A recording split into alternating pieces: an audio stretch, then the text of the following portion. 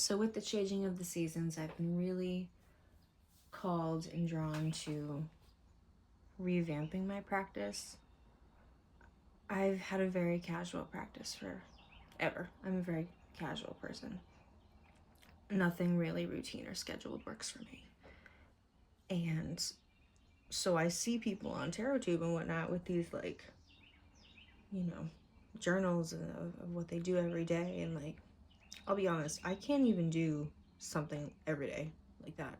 Like, I don't have the time. I don't have the memory to do that. But I did want to at least try. So this is what I came up with. And you might notice that this is the Witch's Date book for 2025. I realized I hadn't written in it since March. So I'm like, okay, you know what? I might as well try and do something with it. So this is what I'm going to do. I have started by marking off September's. And I'm going to start with September. And my idea is to kind of go through each month with a new deck and maybe a new question every month. We'll see. And just kind of like every day write what cards I get, maybe something that sticks out to me. I definitely like to write the decans in here, what decan it currently is. But see, I didn't do those. But yeah, and then just writing notes, treating it like a notebook. And if I have anything more to write, I think there's a note section in the back.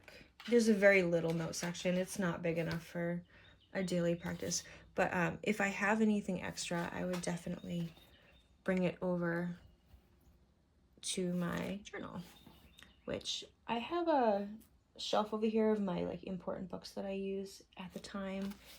And I have a couple others that I've already went through. And this one actually is almost done. I'm already back here.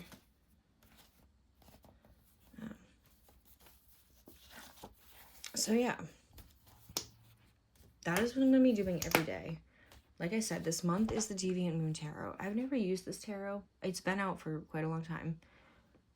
And I know it's kind of like all the craze come October season. So I wanted to jump into those kind of shadowy, interesting vibes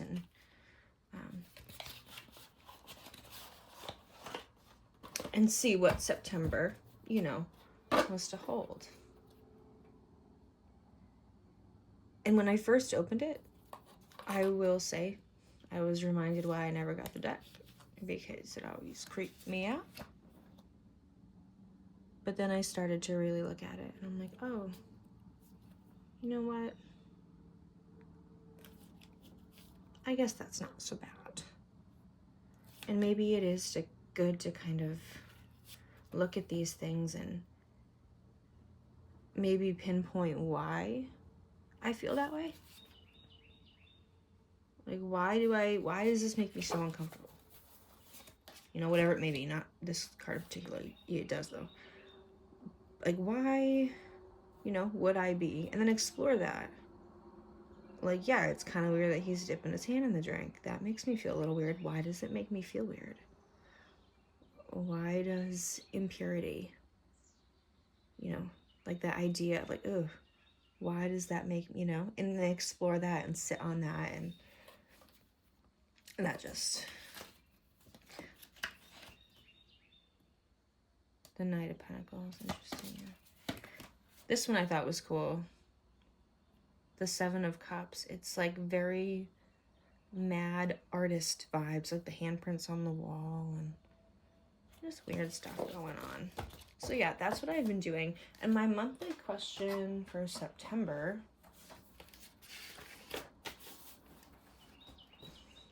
what do I need to pay attention to today? Or what advice do I need to meet today's greatest challenge? So why don't we do today's together? What do I need to pay attention to today? And today is the 19th. we're just days away from Libra season. I just want to point out that I didn't take a picture of it. Damn, I should have. But a few minutes ago, after I heard the owl, I went to the front of the house to see where he was, because normally he's in the front of my house, but he was in the side back area today, and so he wasn't there. But I looked up in the sky, and there was the beautiful, like, sliver of a crescent of a moon with a bright, bright, bright shining star right to the bottom right of it. And it was like, you know, bluey in the sky, like bluish, like this. And the sun was rising. It was beautiful. It was so bright. I'm like, things are changing, yo. Like, this owl is out right now. I normally don't hear him at this time, and it was just a couple times too that I heard him. But anyways, I guess I just wanted to say, like, there are big things happening right now, big shifts, you know. Big, big, big shifts. So, here we go.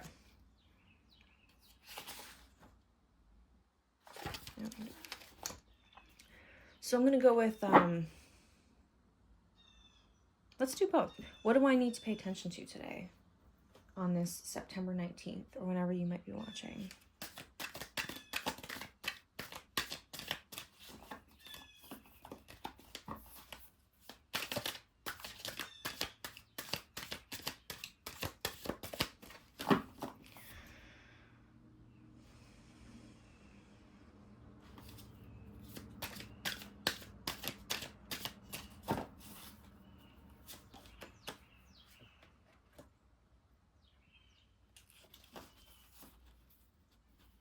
Three of Cups. It was in reverse. What do you need to pay attention to today?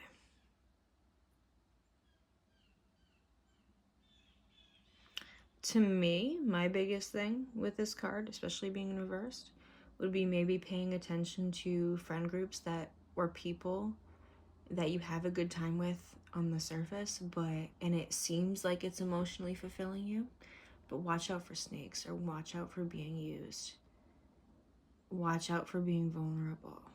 Too vulnerable around the wrong people you don't know well enough yet, right? You think it's a happy friend group situation, which it very well may be, but sometimes I feel as though you don't want to be used because you're such a good, friend. You're such a good person, and you don't want to be left vulnerable around the wrong people. So just watch out for people. What do I need to pay attention to today? Just watch out for false friends. That's the bottom line. I'm gonna say that. What advice do I need to meet today's greatest challenge? What advice do I need to meet today's greatest challenge? Here, why don't we move this guy? Move that guy. What advice do I need to meet today's greatest challenge?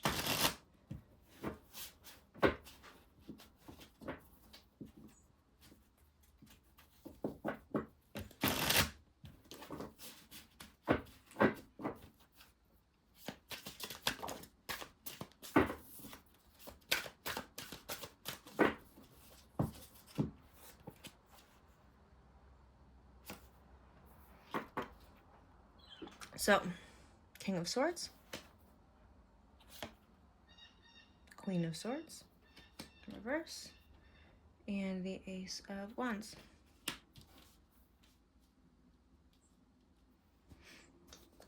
What advice do I need to meet today's greatest challenge? I'm gonna move this.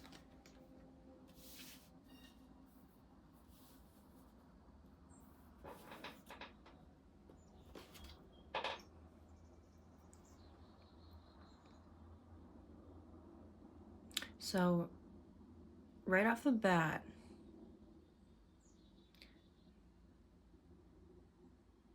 I'm going to tell you what I'm getting. There's a definite strong need to be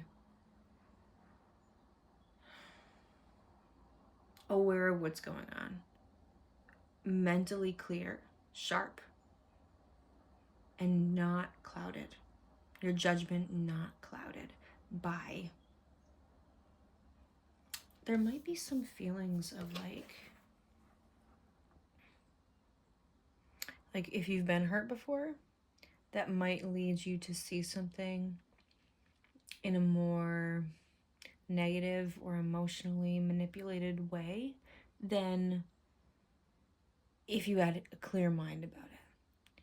Right, so I almost feel like the advice here would be to go into today or go into this situation with false friends or whatever it may be with this idea like, okay, like I know what's going on.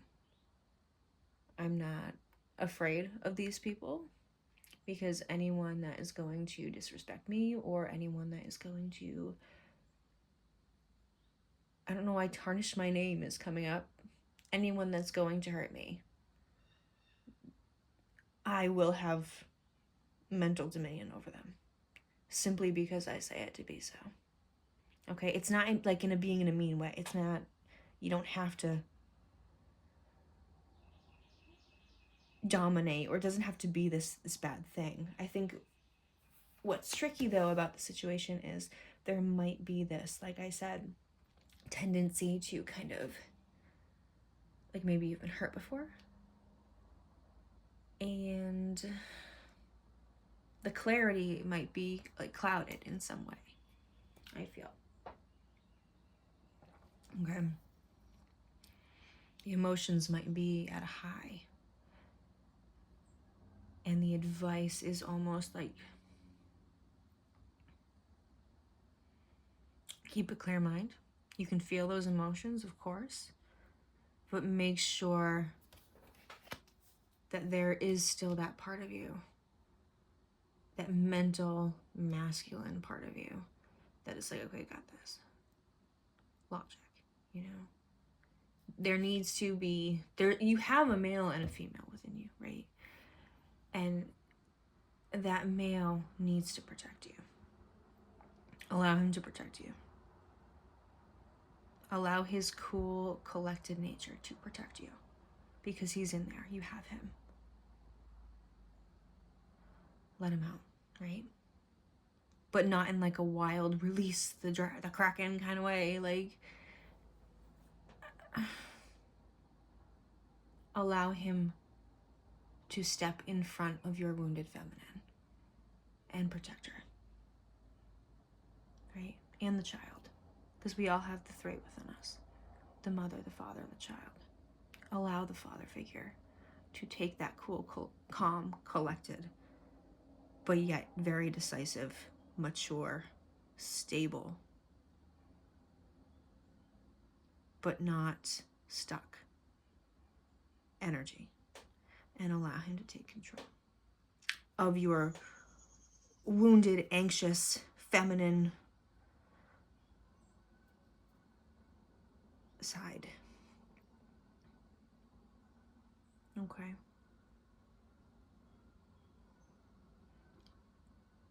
Advice.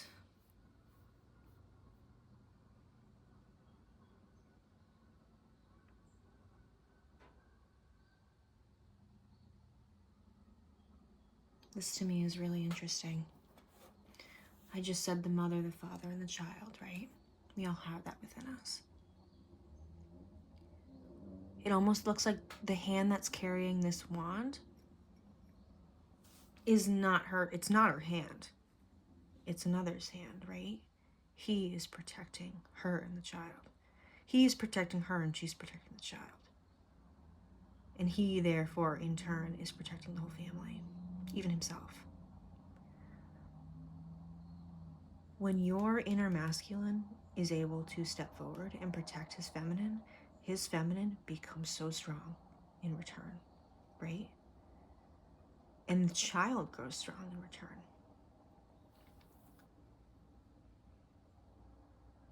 That's beautiful. Metamorphosis can take place. Change, action, growth can take place. When you're able to acknowledge and pay respect to each side of yourself, the trinity within you, right? And I find it interesting too that the first question, what do I need to pay attention to today, was actually a 3. It was a 3 of Cups, right?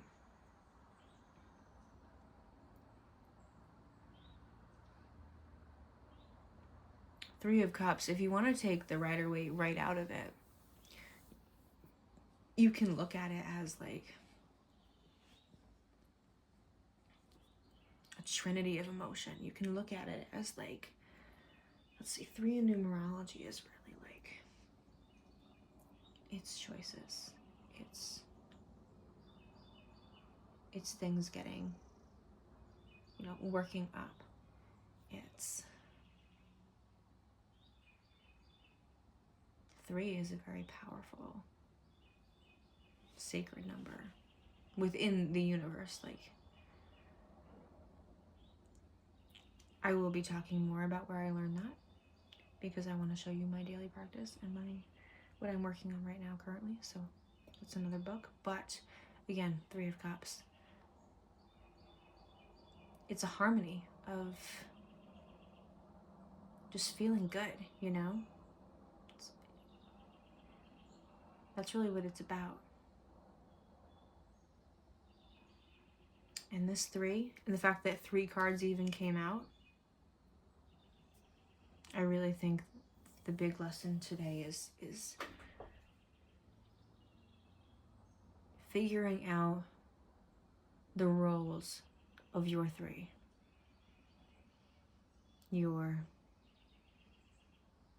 mother part of you, whether or not you're a mother or a parent, doesn't matter. We all have a side of us that is a mother and has that nurturing, loving creation capability. We all have that side of us that is the father. Oh my God, I'm like German. Father. The father. The protective,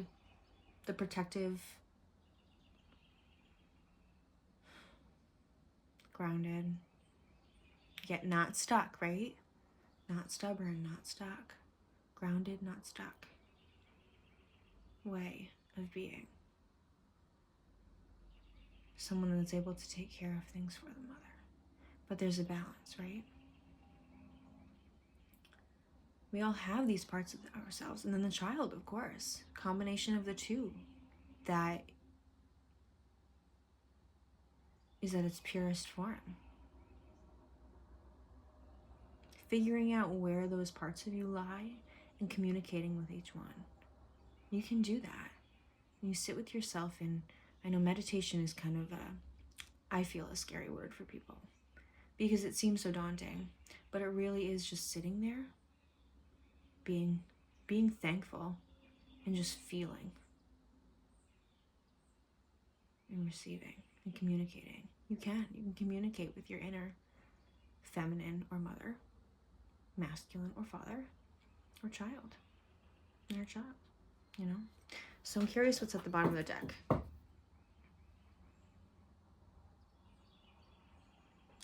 of Cups. We may need to focus on healing parts of the inner child. Maybe for some of you that the mother archetype in your perspective, in your life, has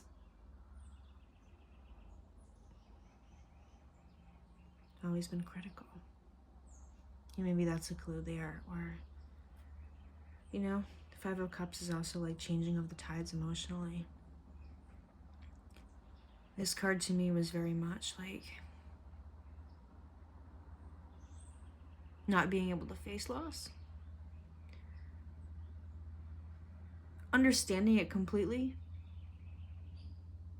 but not sitting down and like actually feeling that sadness. And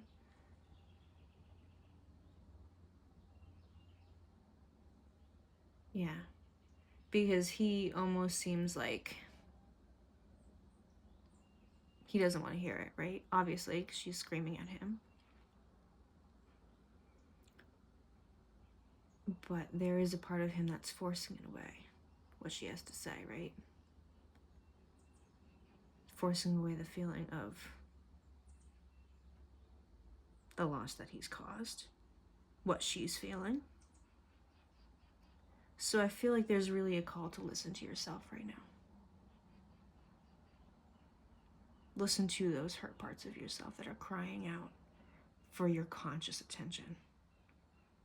They want to be healed because no part of your soul wants to hurt, right? They don't want you to hurt because they are you. I had this very interesting reading with a medium probably about 9 years ago. And my boyfriend at the time had just passed. So that was really the start of my spiritual journey. That was the catalyst. It changed my life. I dropped out of school, which was 3,000 miles away, came home, and just started a new life and completely changed who I was. And it was around this time of year, too, that it happened. Anyways, oh God, where was I going with that? Yes, the reading. And this woman that I communicated with, God, she told me so many things. So accurate. And we talked for a long time.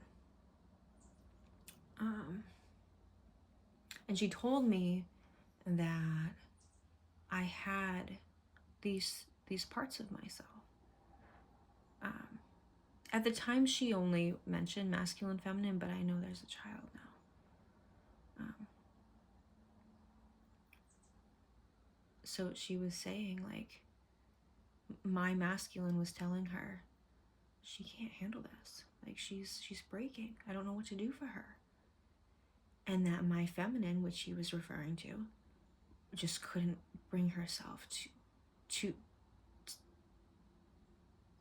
get it together. So the reason why I'm telling you this is because when you come to communicate and understand and not doubt what you're receiving, that's the biggest part. Not doubt what your mind and your mind's eye and your soul are receiving in your heart. And you trust. It could be important to learn what these parts of yourself, which are based in love, because you are based in love, right? Everyone is.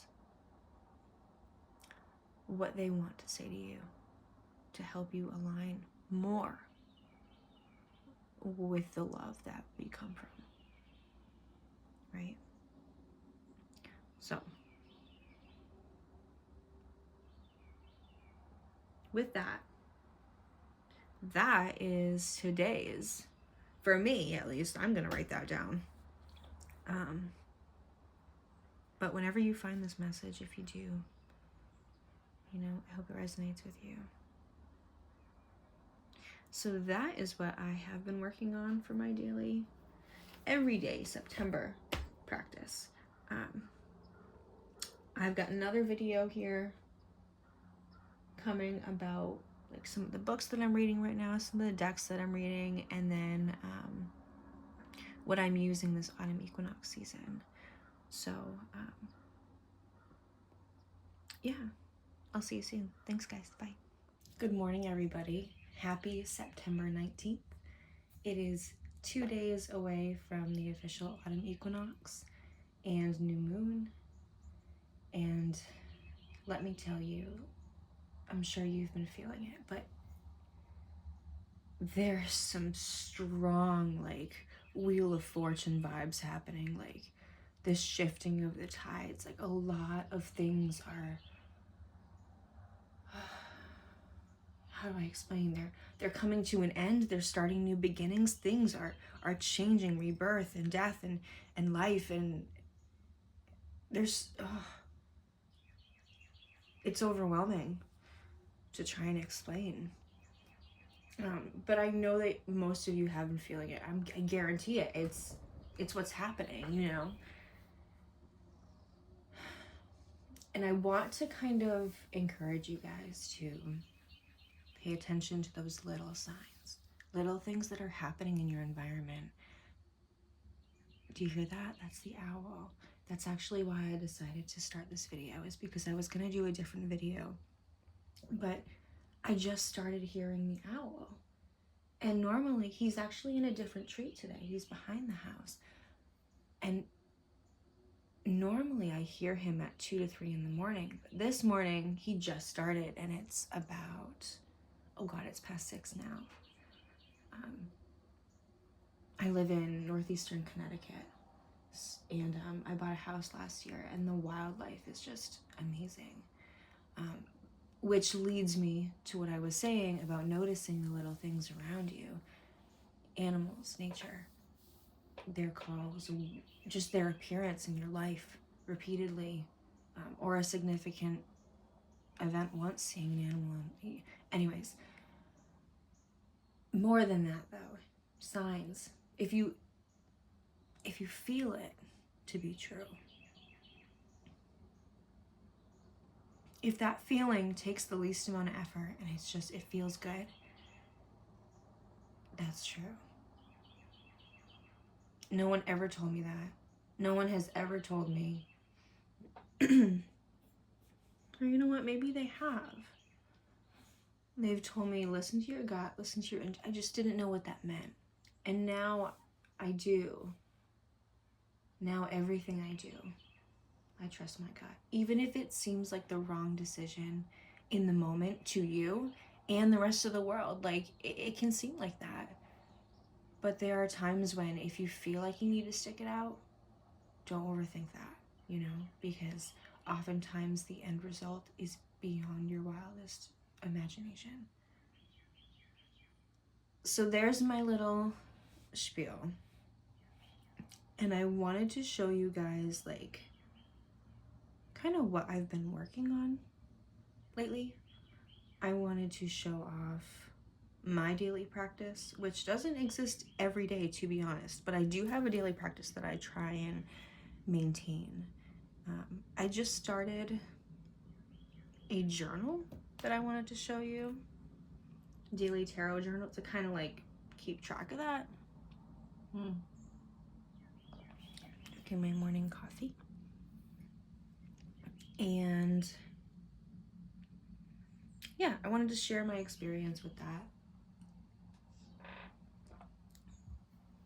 Hey guys, so I was just showing off my daily practice. I don't really know how I want to make this video yet. I'm kind of just making it and sectioning it as I feel instinctually, so that's how I do everything. We'll see how it goes. But I wanted to continue to show you what I'm currently working on now. I just did a little reading and video about my daily journal and what I'm trying to do every month. So I kind of went through and just blocked off the months, and I know it's not going to be like, you know, it's not going to make sense per the calendar, like when this comes out to be whatever it is, you know, next year. I'm going to use it into next year, because why not?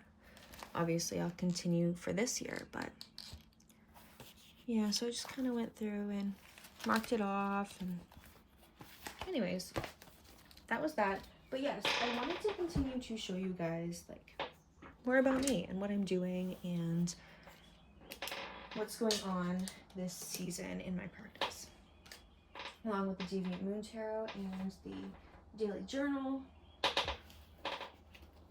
I often feel called to write in my journal, whatever it may be, whatever practice I'm working on, whatever book I'm reading, I take notes. Spiritual experiences I have, I like to document here. Not all of them, but little messages that just come up. I'm like, yeah, I need to write this down. This one I did notes about the Celtic cross spread to memorize it completely, and I have since then. Thank God, I love it. it really is a game changer when you learn like a core spread like that. I used to just do like make up my own questions as I go along, which is great, which works a lot of the time, but it's really nice to have like a foundation, you know? So yeah, I took notes on that. Reading, I noted the day. Lenormand. I was learning about Lenormand for a while. So yeah, like I said, sometimes I just write things.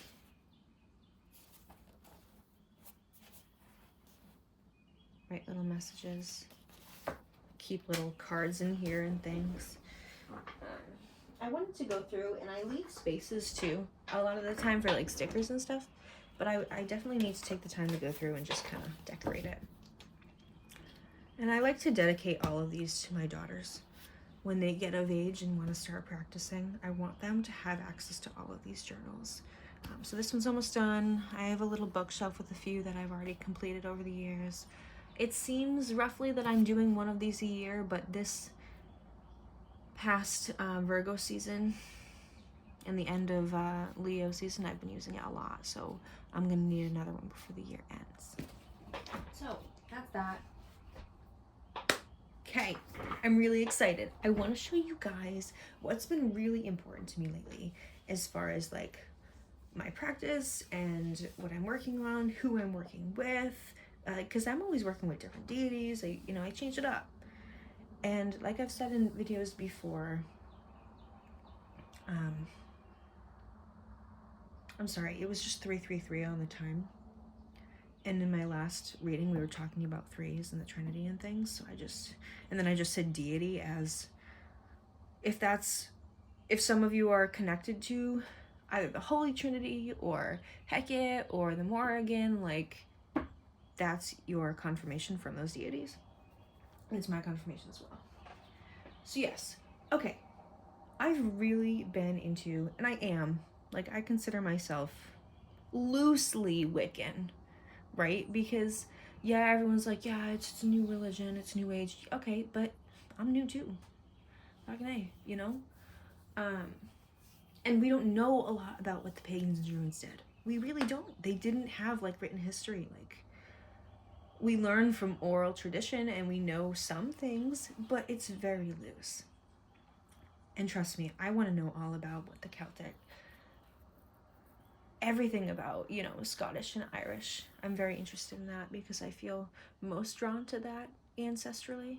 And I know I am, although I'm a lot French, which I don't know much about. Anyways, the seasons have always been very important to me. So these cards right here are from this deck. I got on Etsy and I saw it on Lisa Papaz's YouTube channel. First, it's called The Wild Way.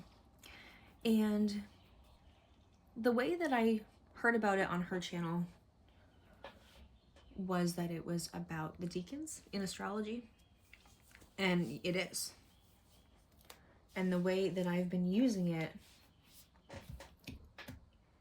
is with each deacon of the year, whatever deacon it is right now, I am diving into that. Oh my God, I'm sorry. I am diving into that deacon. So let me explain a little bit.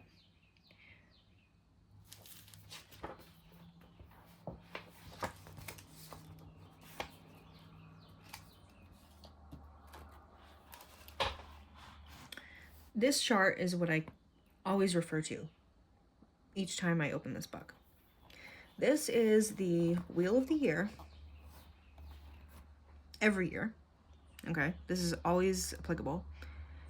And it shows the degrees of each of the deacons. So there's 3 deacons. And a deacon is a period of, God, how many days? Like 10 days-ish? A deacon is a period of 10 days. And each deacon, each astrology sign, right? So like right now it's September, it's Virgo season. Virgo has 3 deacons. Each sign has 3 deacons. And it makes sense when you think about it, like Each season is about a month.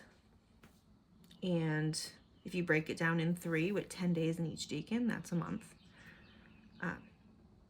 And this, like I said, it happens every year. It's a fact. Like, this is what happens, right? Right now we are in Virgo 3, September 12th to the 21st. Each decan is ruled by 2 planets. This decan is Mercury and Venus. So a combination of those energies kind of overruling this period of 10 days. And so this book talks about each decan. There's a deck of cards, a beautiful deck. And each card is a decan with different animals. And the energy of the card is really what the energy is of that decan. It's amazing. I love astrology. Okay, so when you go to like what your ruling decan is for your birthday, it actually is really surprising. Like the energy of the card, you kind of like resonate with it in a deep way. Very, very interesting. So let's see where we are now.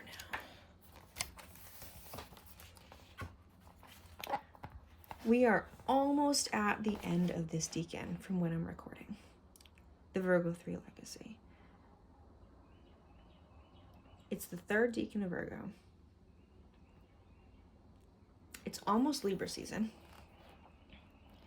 And the way that this book talks about the shifting of the decans and the overall energy just of the cosmos during each time, it's amazing.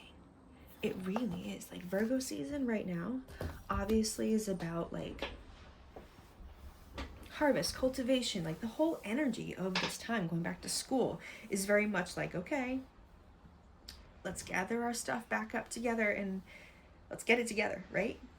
We're starting to hunker down here. We gotta gather some things and okay. So this is what I wrote and I wanted to share about that.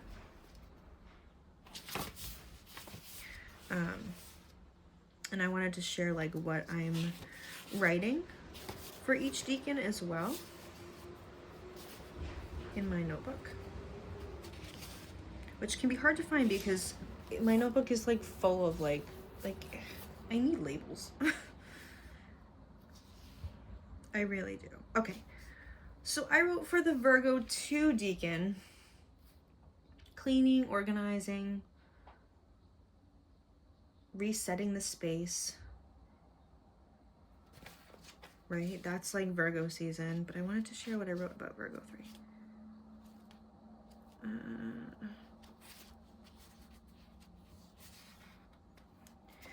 Okay. A further call to nest and settle. Knowing what steps must be taken, but knowing that taking each step happens in its own time. That was like my thoughts on it. That's not it either.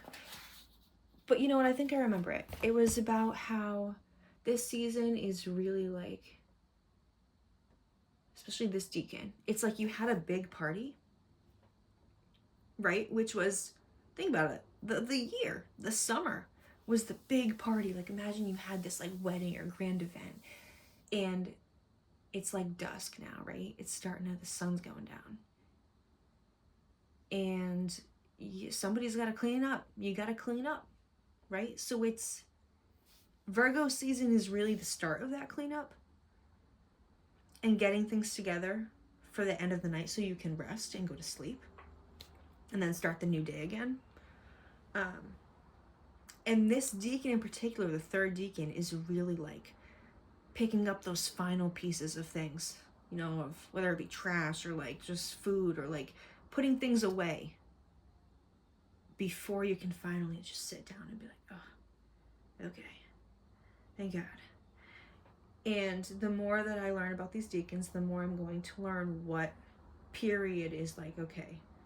Like it might be Libra season where you're just like, okay, I'm gonna sit down for a second. Like it's time to just take a chill. Like we're gonna learn. I'm gonna learn about that. Definitely a lot about relationships. So yes, like I said, that is that. I'm gonna show you a few cards. Oh, and it also has sorry, I have pregnancy brain. It also has the Sabbath cards. There are 8 seasonal holidays that we celebrate in, I guess, Wicca, right? I've been practicing witchcraft for 10 years now. And that's really what I've been following the most, right? Anyways, more about that to come. So, I keep these on my altar right now because the official start of Maven, which I've learned maybe doesn't even have any actual ties to ancient paganism, which is fine. We use it in Wicca. Maven, which is celebrating the harvest, right? It's these people are gathering, these mice, they're enjoying, but they're also, they're starting to gather. And Maven is like finishing that gathering and then enjoying, feasting, celebrating, honoring. So I keep those out. Lunasa was the last Sabbath. And these are really good visual reminders of the seasons. I noticed sunflowers starting to die where I am.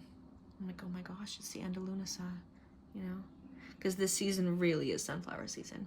Like when that hits August 1st, oh, beautiful. But yeah, September 21st, it's coming. I'm so excited. So yes, that is The Wild Way by Nicola Allen.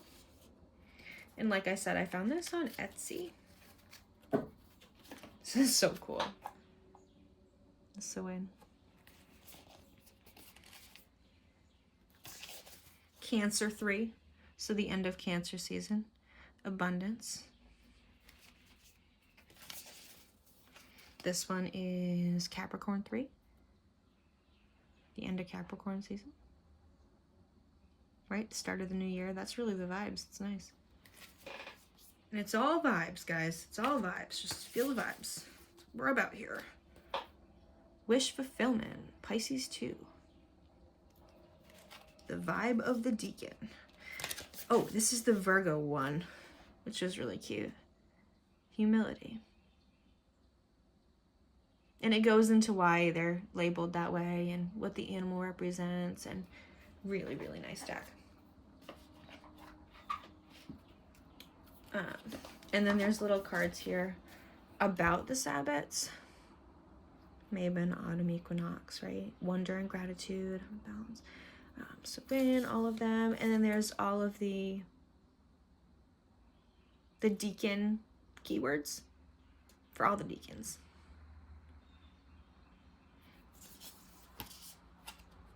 So let's see. Just looking at mine. What would mine be?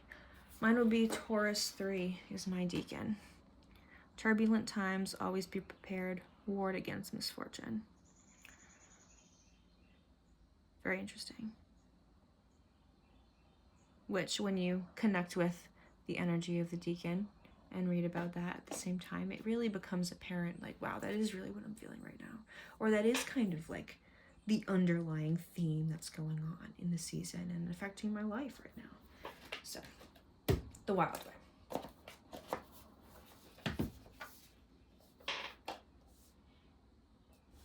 That is one of the things that I'm working on right now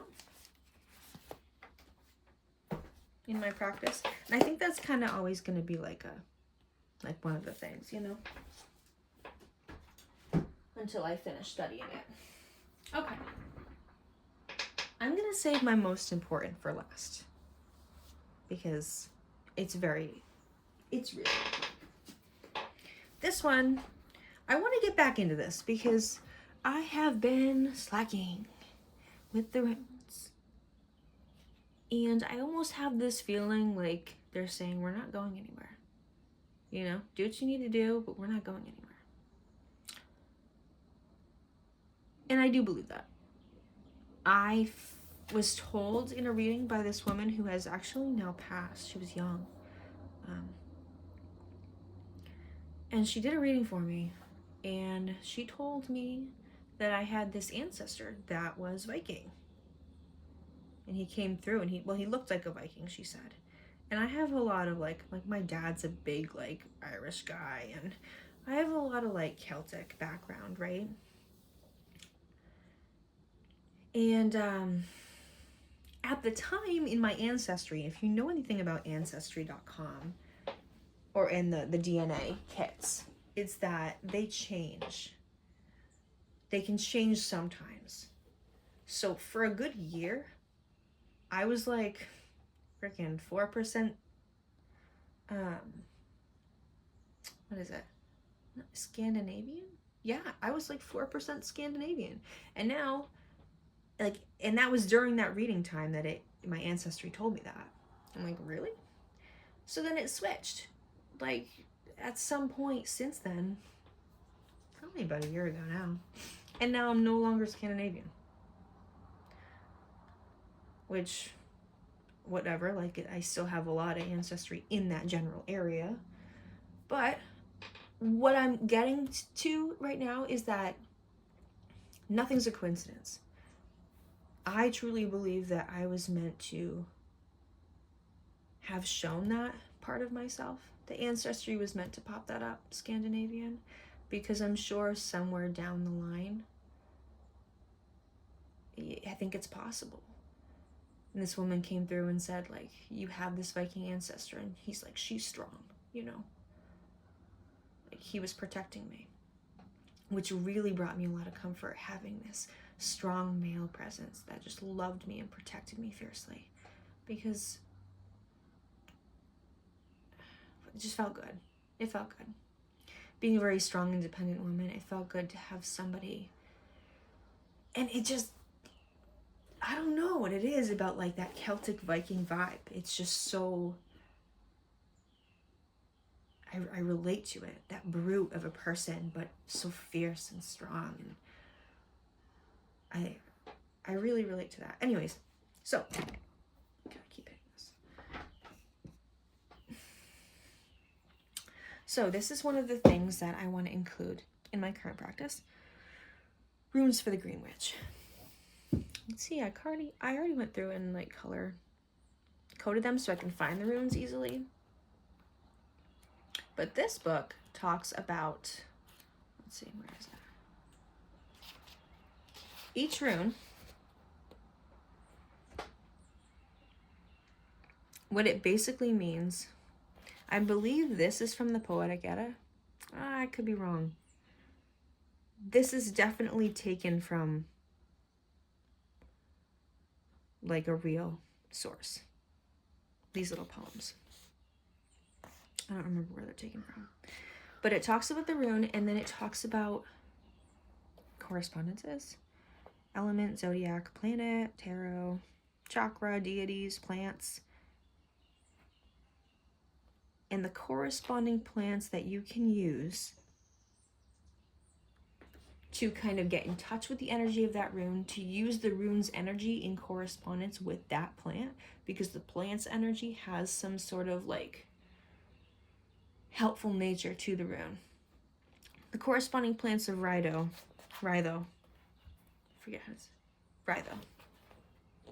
offer protection and guidance to the travelers of physical journeys, as well as those navigating travels of a spiritual nature. Because this rune is literally the energy of travel journeys decisions.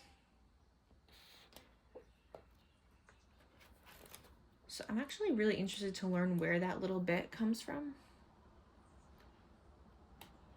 But I really truly believe that those little poems are like actual like runic things. Anyways, the Elder Futhark runes, wherever those come from, yes. By Nicola Miele. I have found this book, I've only gotten through like half of it, But I found it to be really cool. And I do go back to it and use the runes and look them up. And I think it would be really cool to actually use these herbs like for that purpose, you know. Anyways, so that's another thing that I'm working on. The book I'm reading. Just lost my bookmark to this one. But this is Blackthorn's Protection Magic, A Witch's Guide to Mental and Physical Defense. Another book. I found it at my local metaphysical shop. I don't know why I was called to it. But I do know why. Protection. Protection is very important, I feel. I just felt my baby kick. Confirmation. Protection is very important. Because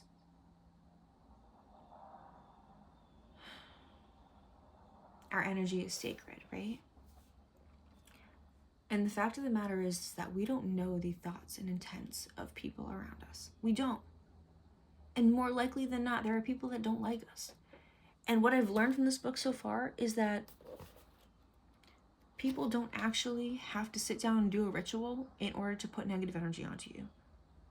Literally, their thoughts, whoever it may be, somebody cutting you off in traffic, somebody swearing at you, like, that is harmful energy.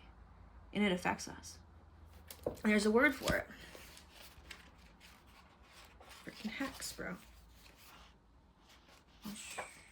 This kind of surprised me, which is why I want to share it right now.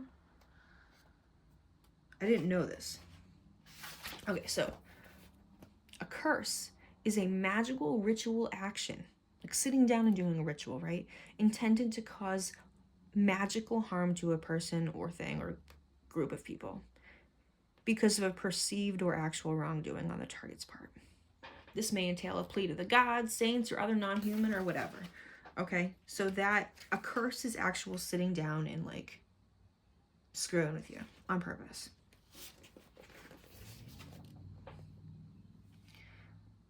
A hex, it's a ritual action. Okay, so it's also a sitting down with intent and announcing to the universe, whatever you believe in, announcing your desire to manifest harm.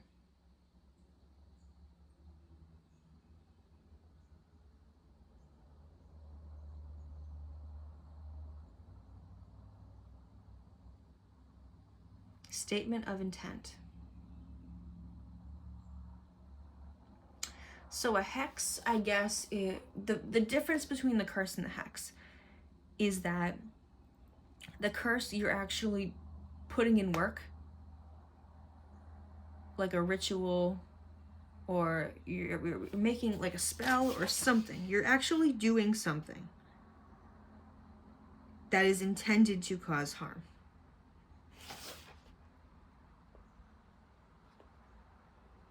The hex is simply putting it out there that you want this person to be harmed.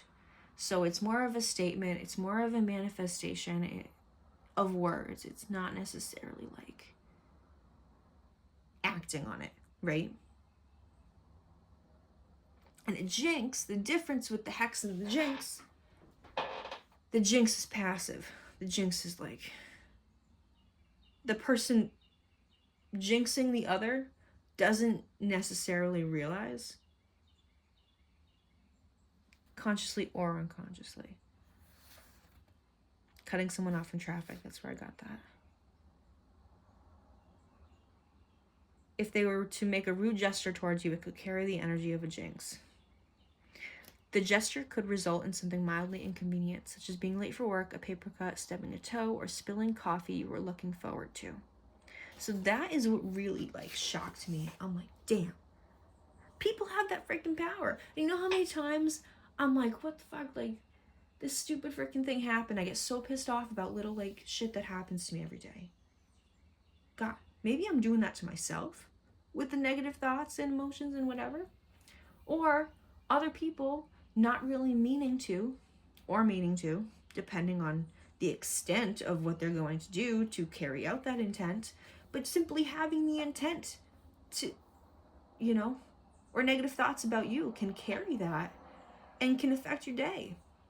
God, it's so true. Energy is, we're protected, right? Divinely. But I believe that there are definitely times when like little things like that, like spilling your coffee, like Mother Mary is not necessarily going to protect me from the jerk in the car's jinx. Do you know what I mean? Like, I kind of need to step up and like help her help me, help them help me, help spirit help me. So this book is kind of explaining how to do that. And it does so by breaking down protection in the form of mind, psychic security, body, physical security, spirit, emotional security.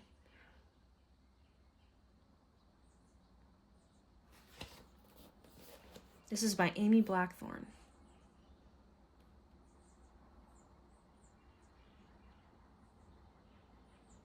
For anyone who has ever felt vulnerable. I think it's really good to have like a book to study on this, because it's one of those things that all of us probably should have done a long time ago. And I want to teach my kids how to protect themselves energetically. So that's that. I don't know where I was in the book, but that's fine.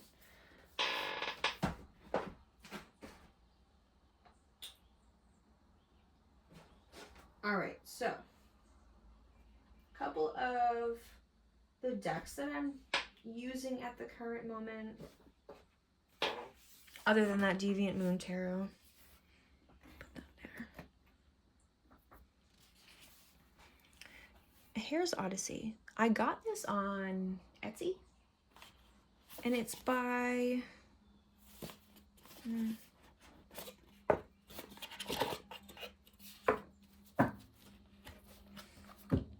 Phil and Jackie Lovesey.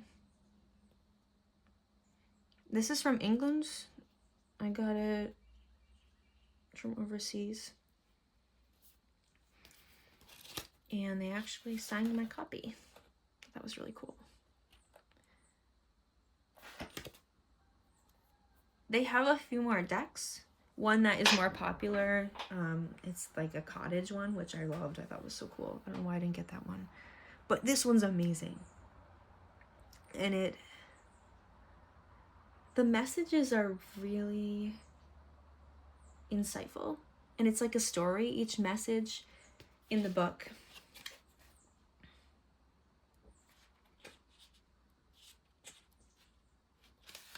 So this is the very start of the journey, right? And it talks about, like, it's literally written in his perspective as he's going about his journey. So each card is like a next step. The art is beautiful. The messages are beautiful.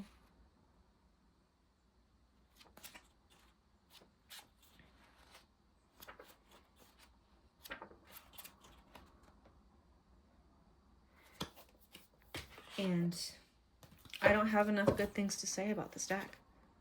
Be still. I mean, how cute, right? Rest. Cultivate. Rebuild. Courage. So wherever you are, if you feel like you're on a literal journey of your own, which you are, everyone is, but if you need a little help along the way from somebody that is just brave and doing it, and there's so many mystical vibes, love, and really meditating on these cards and just feeling them out, it's amazing. So this is what the back looks like, same as the front of the deck. That is Hare's Odyssey by Phil and Jackie Lovesey. I highly, highly, highly recommend this deck. Great little oracle deck that I think I'm just going to use all year round.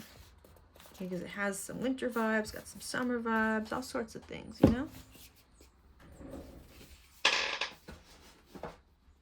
Another deck that I am using not like a daily practice, but I'm always looking to, is my copy of The Fairies Oracle. You may have heard this before. It's a Brian Froud book. How do I explain this? I am not an expert on the Fae. Let's just be clear about that, because I've said things in comments online before that people freaking jumped on me about, like, you can't do that with the Fae, this and that. They don't want to be called that. They don't want to be this, that. I'm like, okay, all right, sure.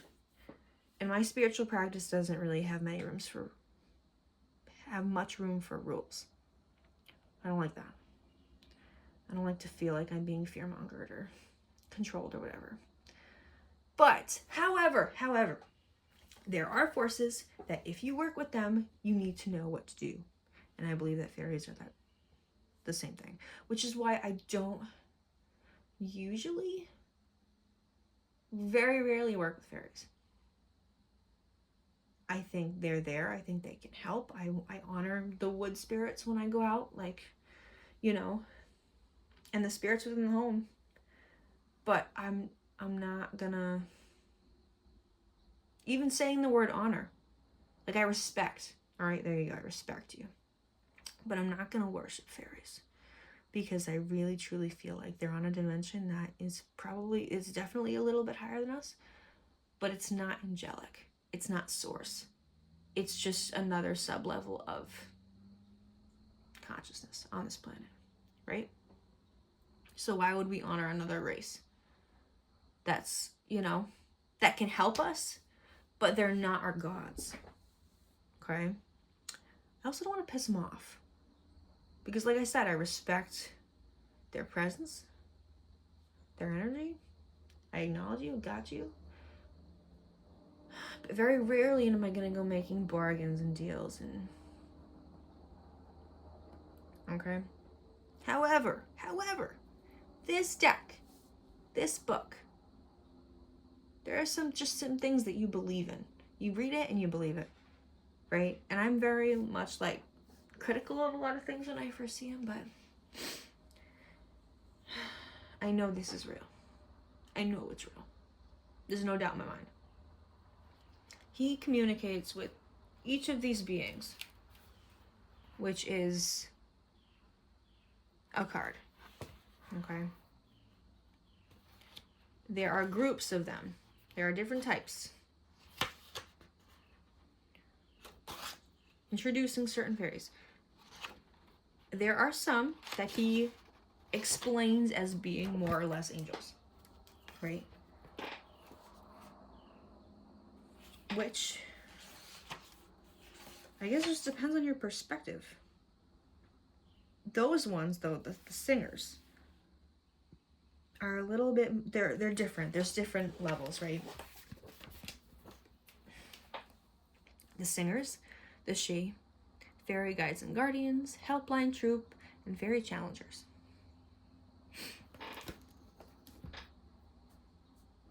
And I don't even feel like showing the cards, but I do just want to say, like, I do feel like these energies exist.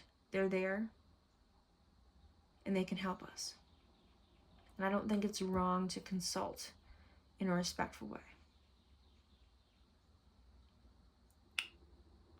So, with that being said, I find this set of cards and whole system to be very, very sacred. So I don't play with it lightly, but I do keep it with me, because I revere it that much. The Fairies Oracle by Brian Froud, who has also worked in some major motion pictures throughout the years, including Labyrinth and The Dark Crystal. Very, very cool illustrator. I believe he drew all of them. Like, he saw them and he drew them, all of them. It's beautiful.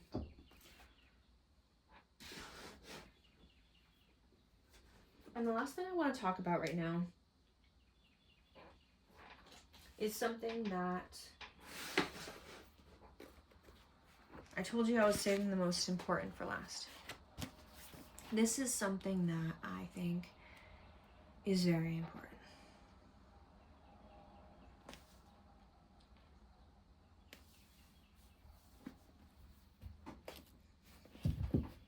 The Ancient Secret to the Flower of Life books by Drunvalo Melchizedek. I don't want to butcher it. I don't think that's his real name. I think he adopted that name later in life. It is his real name, of course, but it's not his original name. But that's the name he goes by if you ever want to look him up. These books are actually, there's 2 volumes right now. He's actually working on a 3rd volume, and he's in his 80s, which I think is awesome.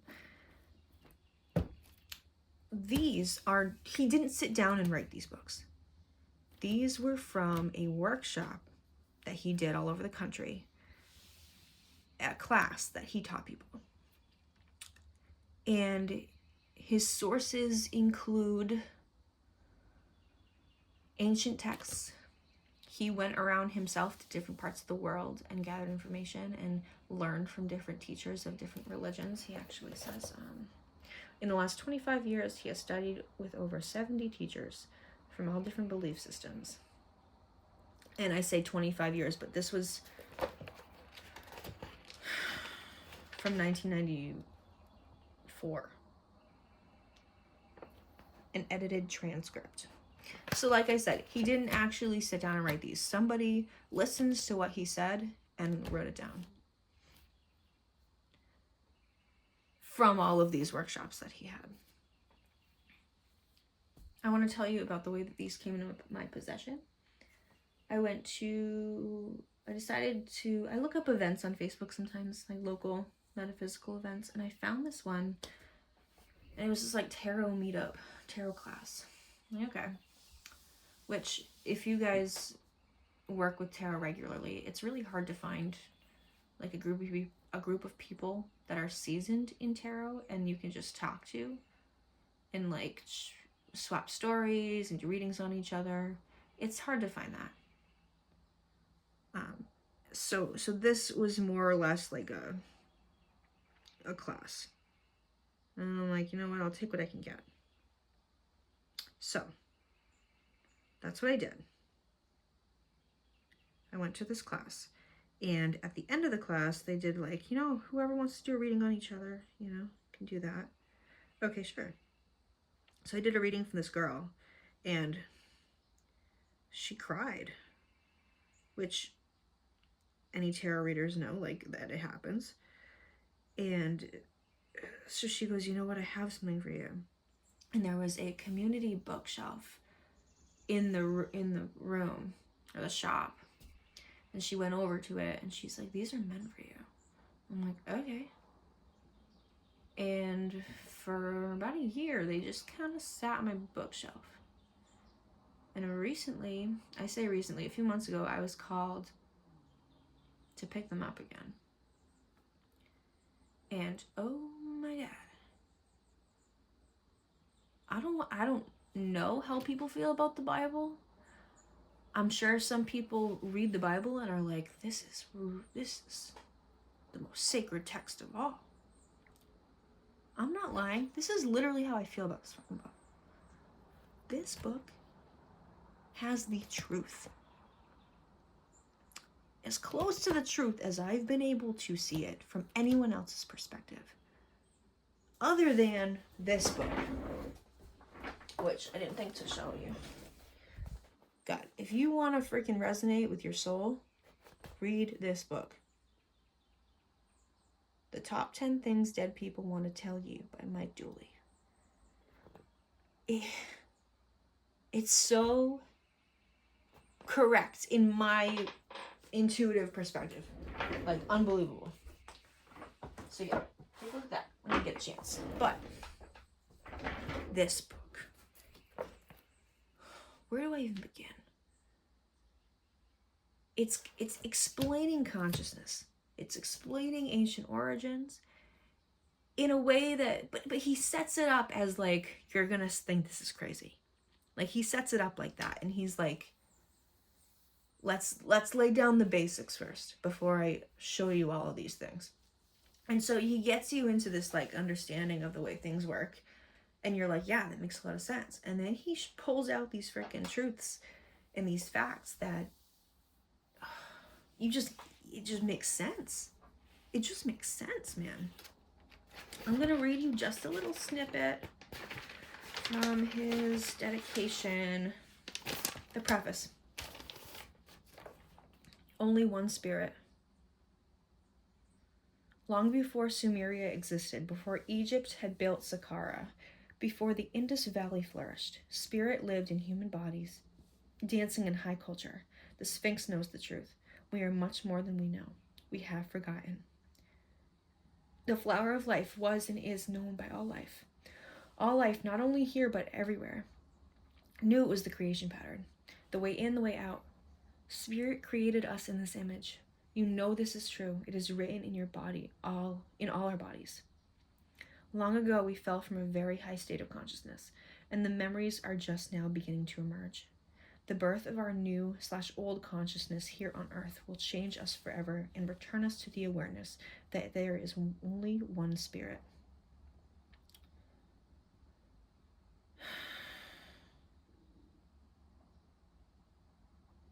This is ancient information. You can remember things that are deep inside of you.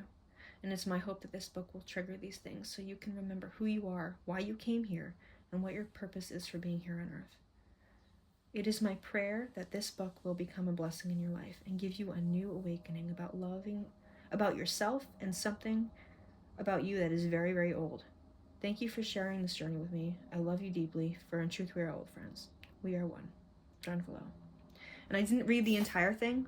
I kept a few things out, but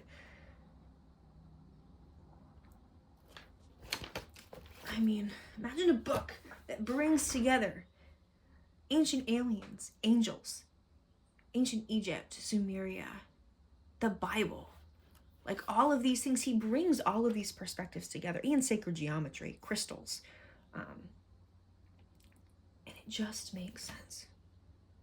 So if there's nothing else that you pick up that I've shown you today, please, if you feel called, if you're ready to hear the truth, please read this. I'm telling you, if you're interested, that means you're being called, and you won't regret it. You won't. So, I have a couple more things here, but you know what? I think I want to end it here. This is kind of baseline what I cycle through on a daily basis. I have other decks that I like to work with when I feel called. I have the autumn decks that I'm going to show you guys soon in the other video, but this is what I'm working with now. I hope you enjoyed it, and I also hope that you subscribe and stay tuned, because obviously I don't have a big following on YouTube right now, but I'm hoping to kind of put my foot in the door and become, you know, a part of this community and communicate with like-minded people. And yeah, so I put that intention into the world, and I hope the best for all of you. Take care.